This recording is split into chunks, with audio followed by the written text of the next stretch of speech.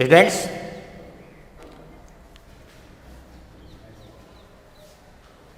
आज हम भारतीय संविधान द्वारा प्रदत्त मूल अधिकारों में समानता के अधिकार का अध्ययन करेंगे।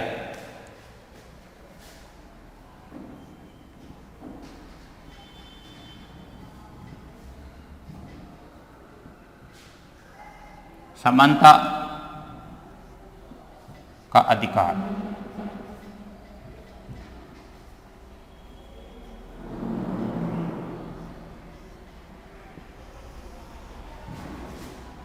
अनुच्छेद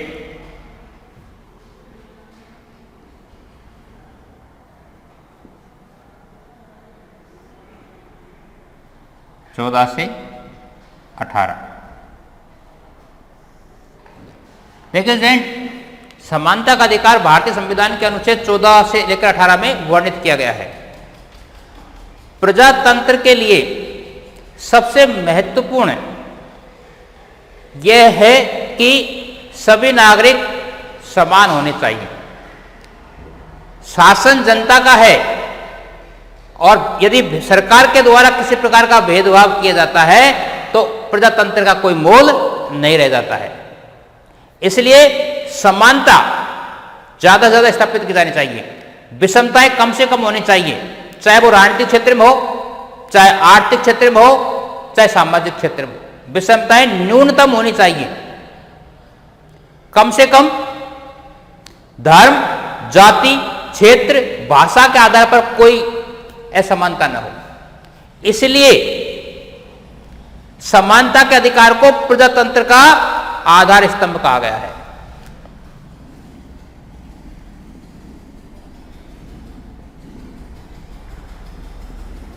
समानता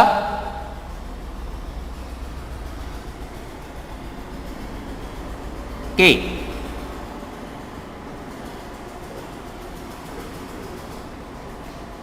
अधिकार को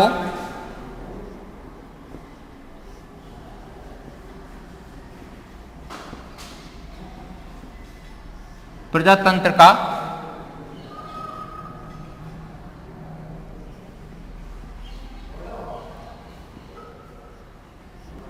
आधार स्तंभ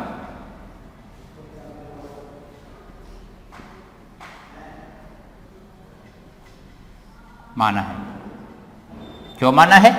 इसलिए माना है क्योंकि जब प्रजातंत्र के अंदर जितनी अधिक समानता होगी, भेदभाव कम होंगे, न्यूनतम होंगे, तो प्रजातंत्र उतना ही विकास करेगा, उतना ही सुदृढ़ और मजबूत होगा।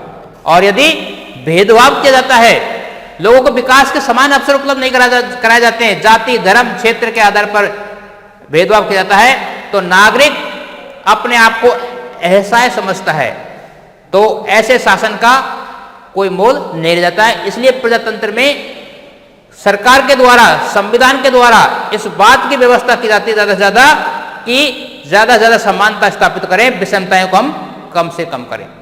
भारतीय संविधान द्वारा सभी व्यक्तियों को कानून के समक्ष समानता, नौकरियों में समान अवसर,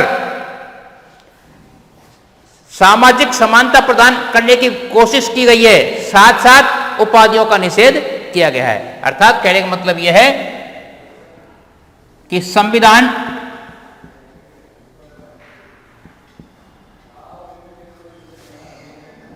द्वारा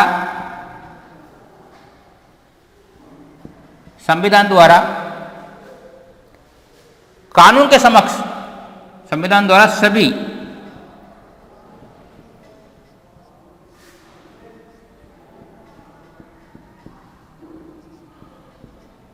नागरिकों को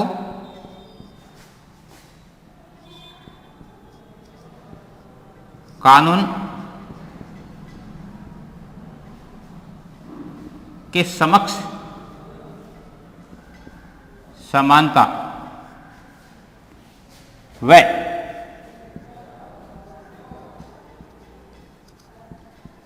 सरकारी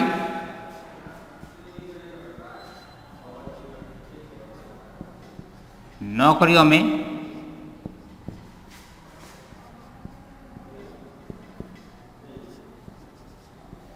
समान अवसर,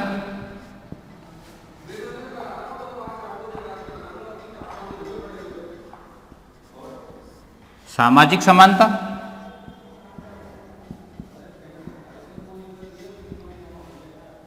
सामाजिक समानता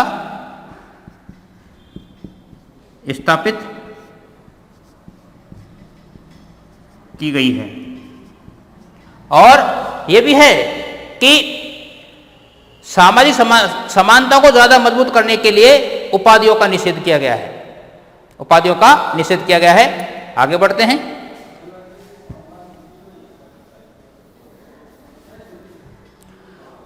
अनुच्छेद 14, अनुच्छेद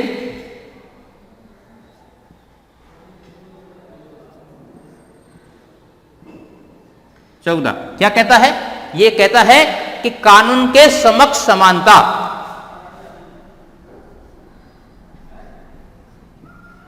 कानून के समक्ष समानता अर्थात राज्य सभी व्यक्तियों के लिए एक समान कानून बनाएगा और समान रूप से लागू करेगा। राज्य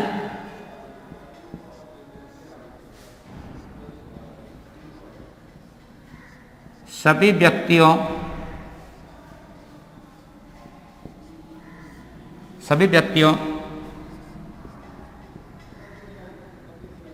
के लिए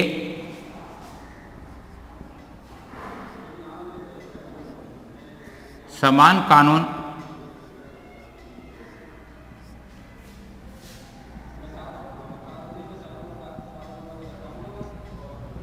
बनाएगा, वह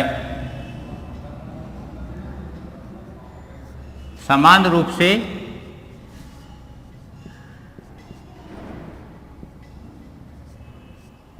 लागू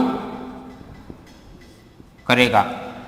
कानून के समक्ष समानता, यह शब्दावली ब्रिटिश संविधान से ली गई है। कानून के समक्ष समानता, यह शब्दावली ब्रिटिश संविधान से ली गई है। और कानून के समान संरक्षण, यह शब्दावली अमेरिका से ली गई है। तो अनुच्छेद 14 के अनुसार राज्य सभी व्यक्तियों के लिए समान कानून बनाएगा, कोई भेदभाव नहीं करेगा कि ये नहीं अमीर वर्ग के लिए अलग कानून है, निम्न वर्ग के लिए, गरीब वर्ग के लिए अलग कानून है, और समान रूप से उसको लागू करेगा। साथ साथ राज्य संविधान राज्य सरकार को ये हिदायत देता है, आदेश देता है कि राज्य किसी भी नागरिक के साथ धर्म, जाति, क्षेत्र, भाषा, जन्म स्थान, लिंग के आधार पर कोई भेदभाव नहीं करेगा।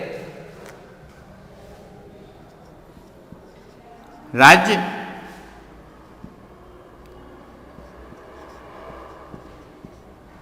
किसी नागरिक के साथ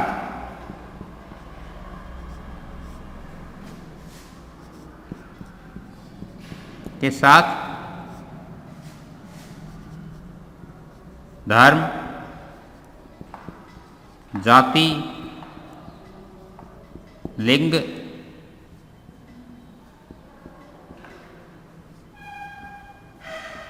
जन्म स्थान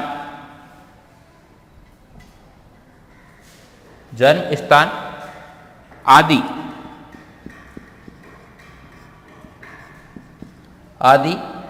के आधार पर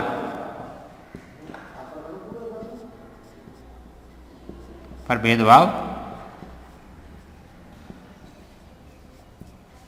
नहीं करेगा।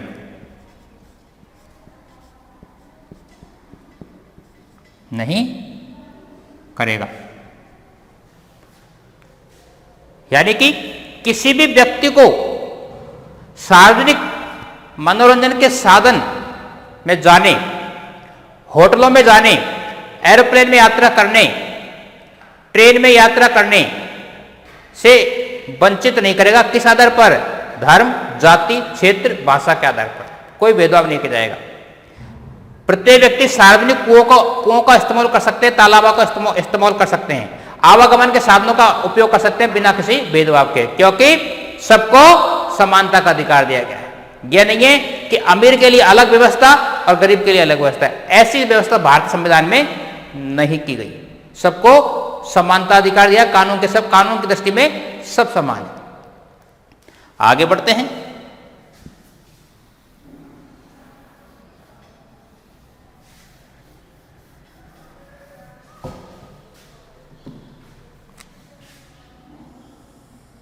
अनुच्छेद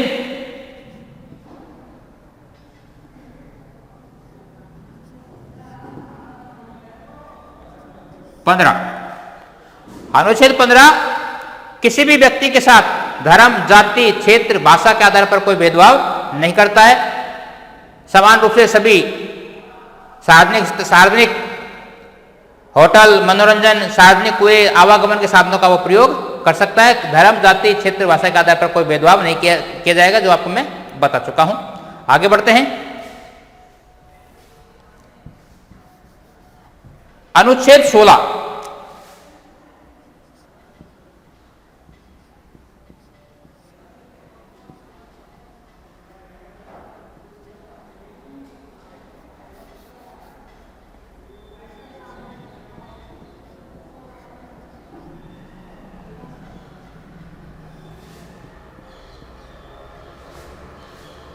लोक नियोजन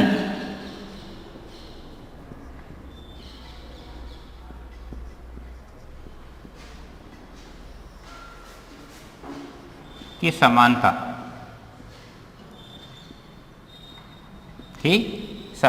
अर्थात अनुच्छेद 16 के अनुसार सब नागरिकों को समान रूप से सरकारी पदों पर नियुक्ति करने का अधिकार है। सभी व्यक्ति समान रूप से सरकारी नौकरियों में आवेदन कर सकते हैं। कहीं किसी प्रकार की भेदभाव नहीं किया जाएगा। सबको समान रूप से योग्यता के हिसाब से अवसर मिलेंगे। सिर्फ प्रतिबंध लगाया जाएगा तो राज्य सरकार द्वारा योग्यता या मापदंड निर्धारित किए जाएंगे। जो व्यक्ति जिस पद के लिए योग्य है वह उतना ही अपना बड़ा पद प्राप्त कर सकता है।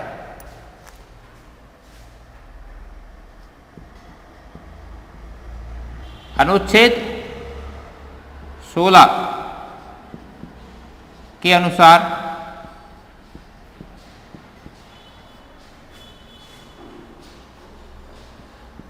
भारत के नागरिक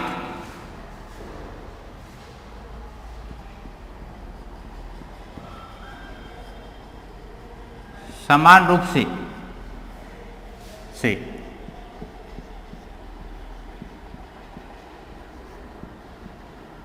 सरकारी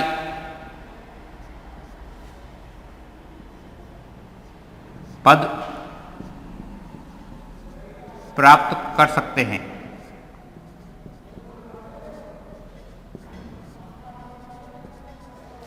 राज्य सरकार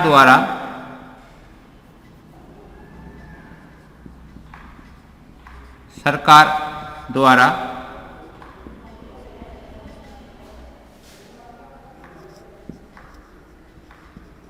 केवल योग्यताएं निर्धारित की जाएगी। योग्यता ये निर्धारित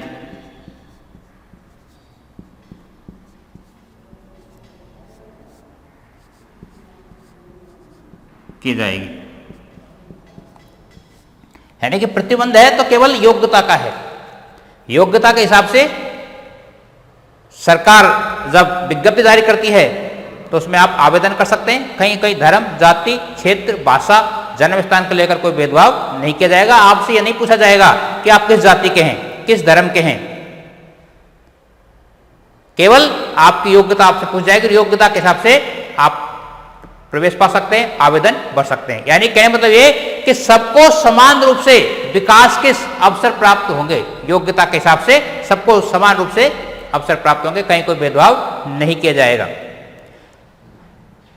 सर्वोच्च न्यायालय ने 15 अप्रैल 2014 को एक ऐतिहासिक निर्णय दिया समानता के पक्ष में। देखिए कितना बड़ा निर्णय था सर्वोच्च न्यायालय का किन्नरों के पक्ष में।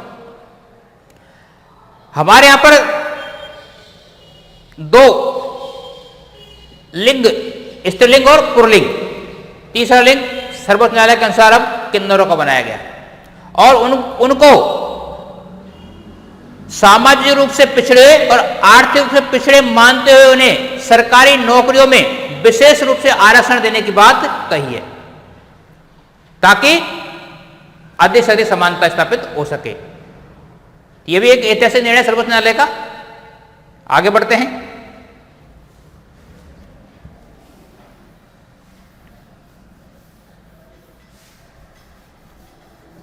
अनुच्छेद 17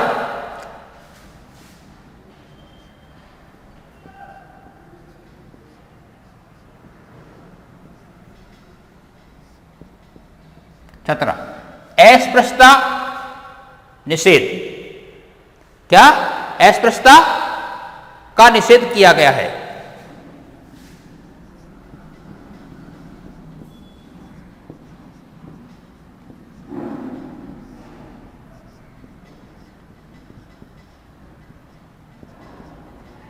का निषेध।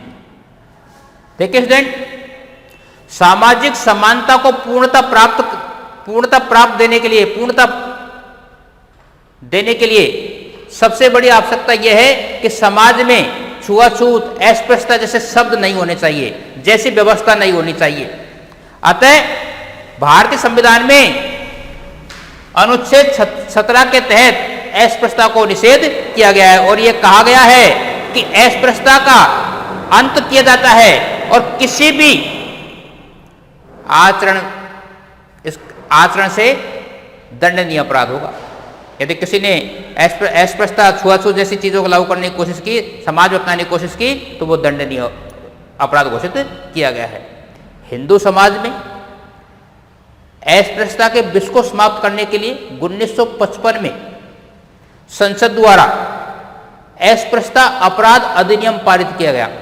अस्पृश्यता अपराध अधिनियम पारित किया गया और यह कहा गया कि छुआछूत का व्यवहार करना क्या माना जाएगा? दंडनीय अपराध माने जाएगा। तो वर्तमान में सामाजिक समानता, ज्यादा से ज्यादा समानता स्थापित करने के लिए अनुच्छेद 17 के तहत अस्पृश्यता अधिनियम लागू है। कोई व्यक्ति छुआछूत या अस्पृश्यता जैसी भावना नहीं रखता है, यदि करता है तो वो दंड का भागीदारी होता है। आगे बढ़ते हैं।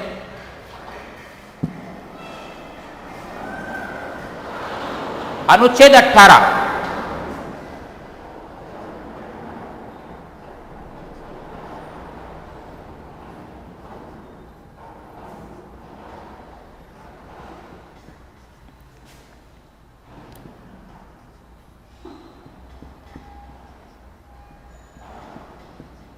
उपाधियों का निषेध। उपाधियों का निषेध।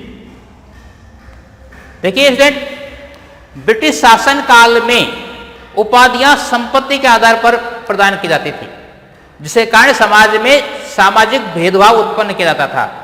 तो भारतीय नवीन संविधान में उपाधियों का निषेध कर दिया गया अनुच्छेद 18 से, और केवल शिक्षा और सेना संबंधी उपाधियों के अलावा अन्य कोई उपाधि प्रदान नहीं की जाएगी। यह क्यों किया गया है? ताकि कोई समाज में भेदभाव उत्पन्न नहीं हो। हालांकि हम मानते हैं इस बात को कि 1950 से लेकर सरकार अनेक प्रकार की उपाधियां प्रदान करती है, जैसे भारत रत्न है, पद्म विभूषण है, पद्म भूषण है, पद्म श्री है। तो इसको लेकर भी काफी बार आलोचना हो चुकी है। पक्ष विपक्ष इस पर इसको अनुचित करार दे सके हैं, लेकिन और सुप्रीम कोर्ट में भी अपील इसकी हो चुकी है। सुप्रीम कोर्ट ने यह कहा कि यह व्यवस्था संविधान के अनुकूल नहीं है, अनुकूल नहीं है। लेकिन इन उपाधियों को प्रदान करने के लिए सरकार विवेक संगत रास्ता अपनाए, जो उचित है उसी को यह उपाधि प्रदान करे। लेकिन सरकार की भी इच्छा रहती है कि जो योग्य है उसी को उपाधि प्रदान यह की जाती है। लेकिन फिर भी सामाजिक समानता को मजबूत करने के लिए संविधान में उपाधियों का निषेध कर दिया गया है। तो आज स्टूडेंट हमने सामाजिक समानता का अधिकार पढ़ा, आप इनको पढ़ें धन्यवाद।